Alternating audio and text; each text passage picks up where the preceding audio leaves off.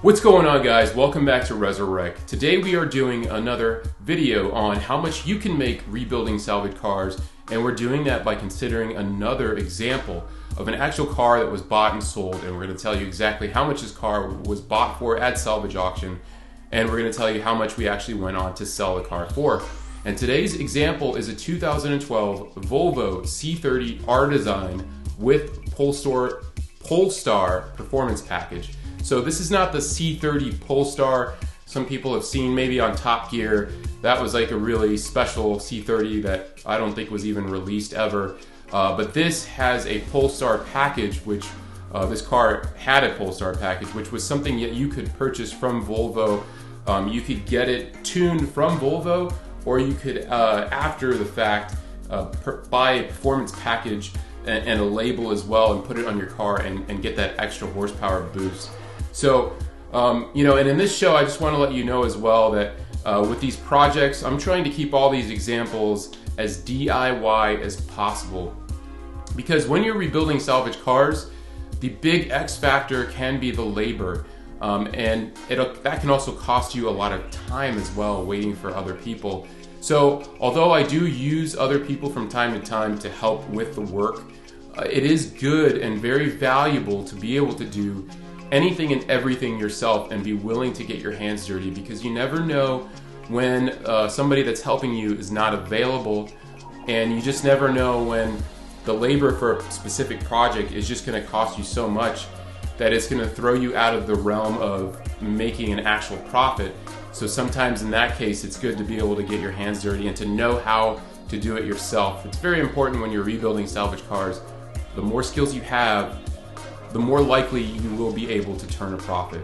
So this car was purchased in 2015, and after fees and everything, this was purchased at Copart. The actual car was one for $3,200, and after fees and everything, it was $3,714. So let me show you some of the pictures of the car as we received it in its damaged state. But if you see here, you can notice that the passenger side door is damaged. That had to be replaced, as well as the driver's side headlight was destroyed, and then the bumper in the front there, you can see it's missing a big chunk as well. No airbags were deployed in this vehicle, and it was a running car but not a driving car. The wheel was actually broken during the accident. The axle popped off, so it was not drivable. However, it was a fairly simple fix. I believe it was like a couple control arms and the drive axle, and it was running and driving again. So, these kind of deals can sometimes be the best, because running and driving vehicles, everybody and their brother is looking for those running and driving cars. But if you can get a running car that is pretty easy to get back to the driving state, sometimes you can get those cars for fairly cheap, and this was an example. So this particular Volvo, it had a retail value for about $19,000 at the time, and so winning the bid at $3,200, that's a small fraction of that retail value. So that was a really good deal for me. I was actually really surprised I won this car. I know that Volvos are not like super fought for at the auction. It's not like a very popular brand, but it was a really cool car, beautiful car, awesome paint on the car. The interior was nice, and at the time, this was bought in 2015, so this was only a 3-year-old car. So I was super excited about this car, even more than some of the higher end cars that I've bought in the past. But and this rebuild was actually a fairly easy job. This was a 60-day rebuild, so I'm going to show you some of the profit numbers, and I didn't make as much on this car as some of the other deals, but some of the other deals took me a lot more time to get up and running, whereas this one only took 2 months. So the car had 17,000 miles on it. It still smelled like a brand new car. It was a really nice car inside. And so I went out and immediately I started purchasing parts for the vehicle. And one of my tactics for buying parts or trying to get the best deal on parts, I'm going to share that with you. But the first thing I'll do is I will just call up the dealer, and I will make a list of all the parts I need, and I will just either email or fax that to them. and then have them send me all the pricing for everything I need.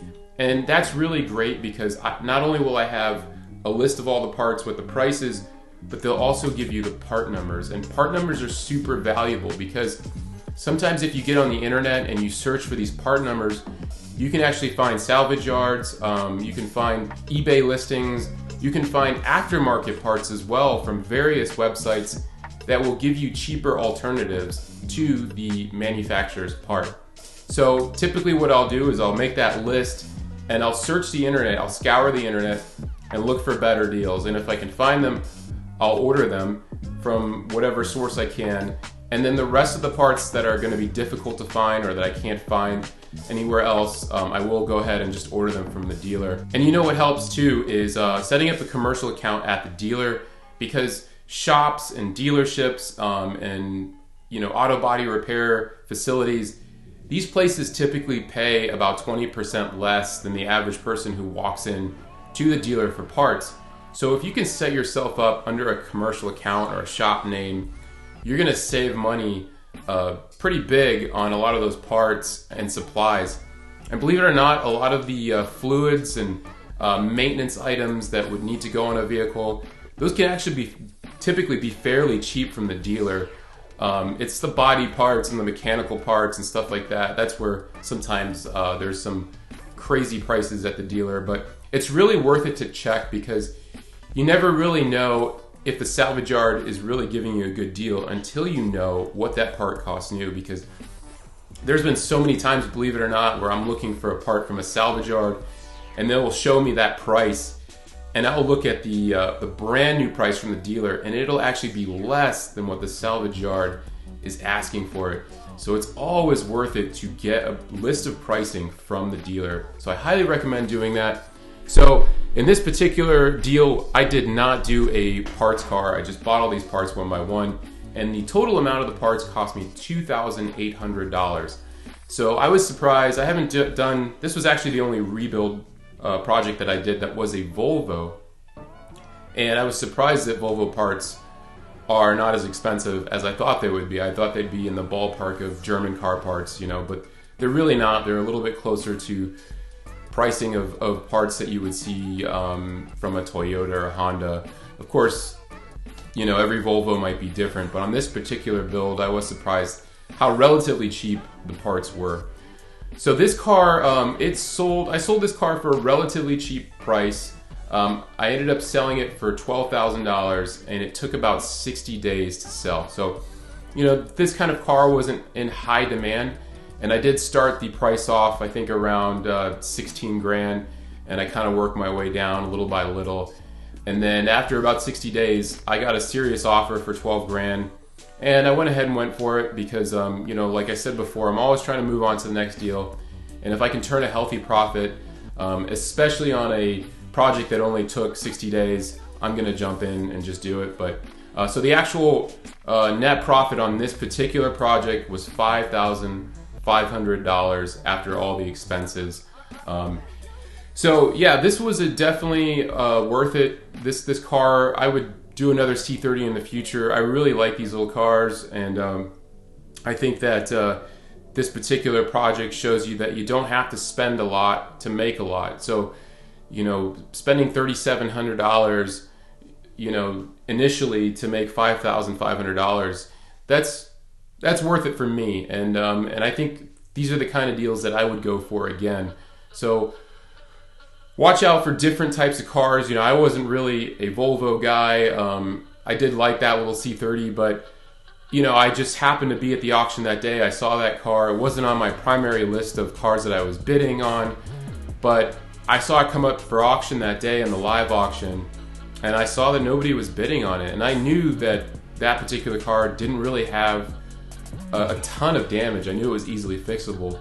So when I saw nobody really bidding on it, I just jumped in. So some of the best deals are going to be like that. Maybe you're not really looking for that particular car, but it's always a good idea to just sweep the auction if you happen to go there that day and look at as much as you can, because you just never know what's going to fall through the cracks. And so always look for items that are neglected, or somebody's just not, that day there's nobody looking for that vehicle. Those are the best deals sometimes. Alright guys, thank you so much for watching. I appreciate any of your comments and your likes.